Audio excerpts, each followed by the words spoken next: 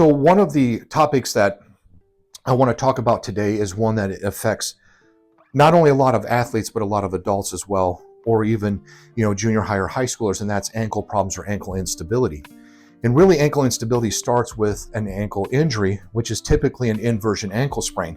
And by that is we typically have some sort of mechanism that takes the ankle into this motion, and then the ankle or the ligaments on the outside of the ankle, particularly the ATF or anterotalofibular ligament, gets damaged.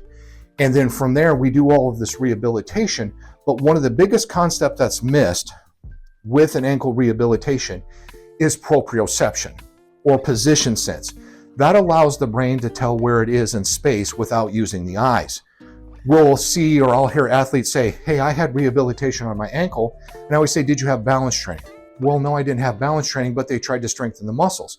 And one of the quick demonstrations of that is, so what I'm going to have you do is step right over here and face me. So what I want you to do is now balance on your right ankle. Good, eyes open.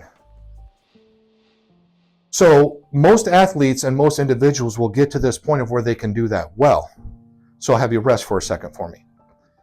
But here's the real caveat is when we close the eyes. That's what makes it more difficult, and that's the true rehabilitation, because this is where we get the brain to really be able to sense, have to use the nerve endings to tell where it is in space. So let's have you repeat that same exercise, but with your eyes closed. And already you can tell she's had to tap and stop because she can't use the eyes to tell where she is in space. So this is one of the biggest missed components. You can go ahead and relax. This is one of the biggest missed components when we deal with ankle rehabilitation is they'll do the eyes open. They'll do the muscle strengthening. They may even see a chiropractor that will do ankle mobilization, but what they won't do is take it to that next level of where we do balance training with the eyes closed. And you could see the huge difference.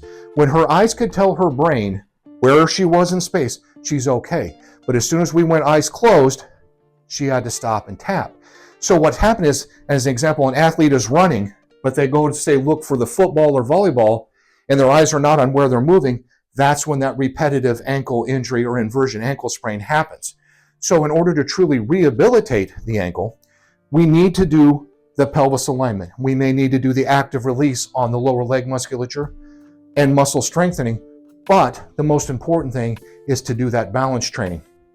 And even for some of my elite athletes, what we'll do is we'll ramp it up. We'll actually put them on a Bosey ball or a foam pad to where then that foot and those lower leg muscles really have to work to stabilize and control the ankle while their eyes are closed.